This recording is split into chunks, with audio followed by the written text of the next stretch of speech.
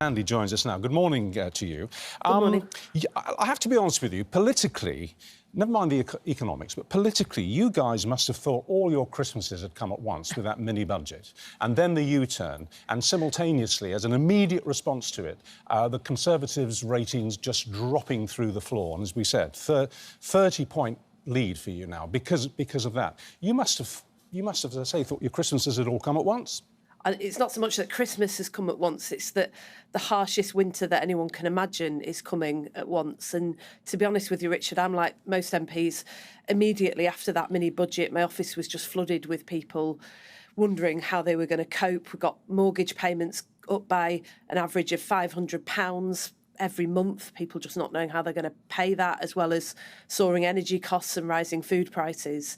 That's why we're not complacent at all. And it's why Keir Starmer said yesterday that we've got to go out and fight with everything that we've got over the next couple of years, or however long it takes till the next general election, because it's not so much that everything's at stake here for Labour, it's that everything is at stake for the country. What would you change? I mean, you have already pledged that you would stick with the Tory policy on national insurance rises and also one of the tax cuts. Well, we're opposed to national insurance rises, and we have been since the government announced them earlier this year. Yeah, but they've gone back on that. They're not going to. They're reversing the rise in national insurance. So that's one tax cut that the Labour Party has already said it will stick with. The other tax cut, of course, is that for the 20% tax cut is going down to 19 pence. So that's billions of pounds that will not be coming into the economy that the Labour Party has stuck with. So it's not the whole mini-budget that you're opposed to, is it? Well, we do actually want the government to scrap the mini-budget and start again. And the reason that we want them to do that is because that decision to announce £43 billion of unfunded tax cuts has crashed the economy, it's pushed up borrowing, and it's left working people paying the price. The overriding priority at the moment is not to pick through measures in the mini-budget, but to reverse it so that you get stability back into the markets. Otherwise, we'll continue to see borrowing costs going up, lending costs going up, and people really struggling with mortgage payments as well. All right, let's talk about what this country would look like under Labour. We've got a list here of Keir Starmer's leadership pledges. I'm just taking one at random here on what you've described as, or he described as, climate justice. He said, we'll put the Green New Deal, a Green New Deal, at the heart of everything we do. No issue more important to our future than the climate emergency, a Clean Air Act to tackle pollution and international justice on climate rights. So does that mean no fracking for gas, no drilling for oil in the North Sea?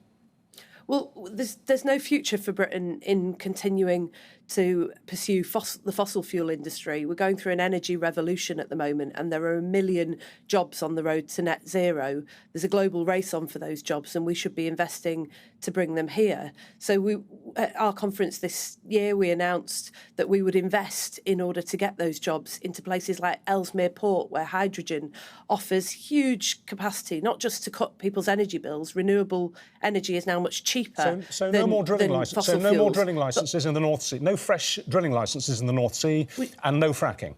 We've been absolutely clear. We don't want to see coal mines reopened. We don't want to see a new industry in fracking. We want to see investment in renewables, because in the end, that is the way that you start to grow our economy, by tapping into the great assets that we have in every part of this country, getting good jobs back into communities that haven't seen them for a long time, money back into people's pockets and people spending again.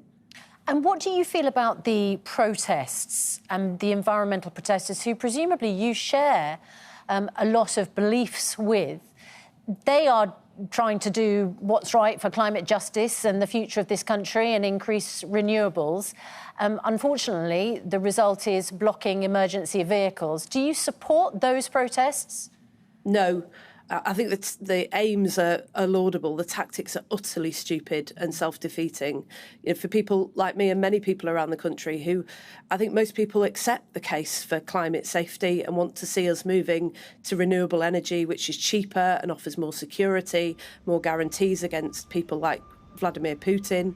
I think that this is just one surefire way of turning people off a very valid cause, and I think that they should really go back to the drawing board and think again. Well, let's ask about different protesters then, and that's striking workers.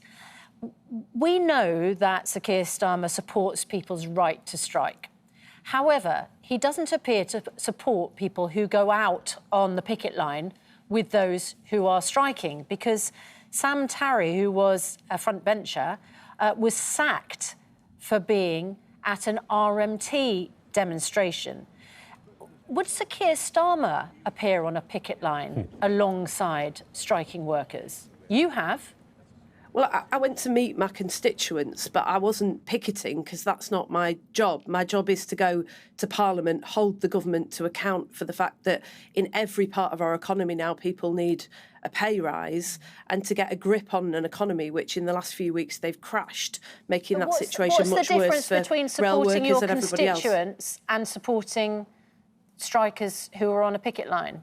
Well, why does somebody like you not get sacked, but someone like Sam Tarry get sacked?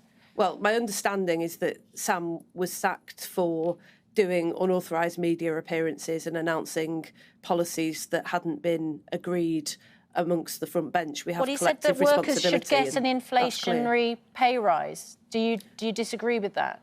Well, I absolutely believe that Britain needs a pay rise, but what Britain also needs is a government that doesn't spend what we don't have. We've seen the consequences of that, and I haven't seen the books. I've not been privy to the negotiations. I can't get involved in making up pay relations on national TV. What I can say is that if we were in government, we would be taking the approach that the Welsh government took, which averted rail strikes in Wales by working with our workforce as partners, not attacking them as enemies, and trying to share the proceeds of gains in the economy much more widely. So when amongst on the working leadership people. pledge, Sir Keir Starmer said, strengthen workers' rights and trade unions, work shoulder to shoulder with trade unions to stand up for working people and tackle low pay, that doesn't include standing with working people who want an inflationary pay rise.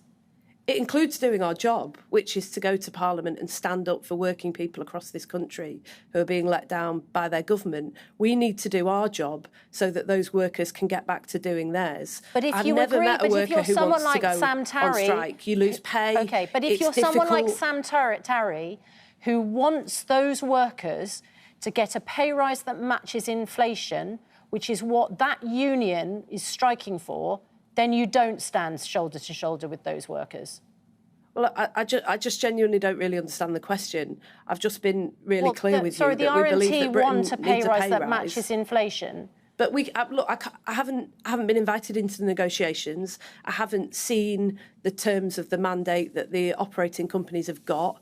I don't know what is currently affordable and what isn't. What I do know is that the best way to deal with the fact that everybody in Britain now is feeling the pinch and needs a pay rise, is to deal with runaway inflation that has been caused in no small part by a government that has just crashed the economy by pushing borrowing and lending costs up and causing real pain for working people. We are going to go out and solve that problem, and we're not going to wait till the next general election. We're going to start now by putting pressure on the government to reverse that mini-budget. Just one last very quick question, because I'm sure it'll get a very brief and concise answer from you, because it's an easy question. But Keir Starmer found great difficulty defining what a woman is.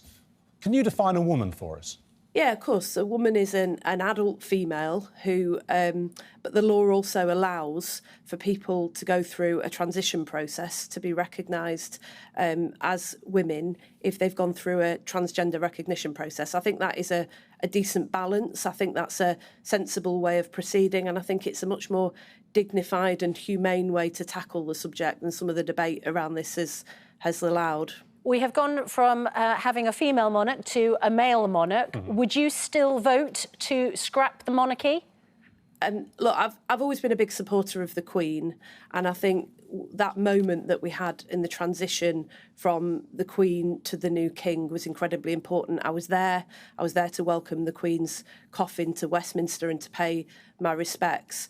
I think at the moment, honestly, what we need is stability in this country. And I think that as somebody who's been a lifelong Republican, I think that the monarchy currently represents a level of stability that the government isn't giving us. And so the idea that we should be having a referendum to scrap the monarchy right now, I think is farcical. Didn't you say, very quickly, didn't you say you wanted to see a Queen Meghan? I'm a big fan. I'm a big fan of Meghan Markle, and I did also once say that I'd quite like her to play me in the story of my life, but strangely enough, she hasn't been in touch. No, apparently she's giving up acting. Lisa and Andy, thanks very much indeed.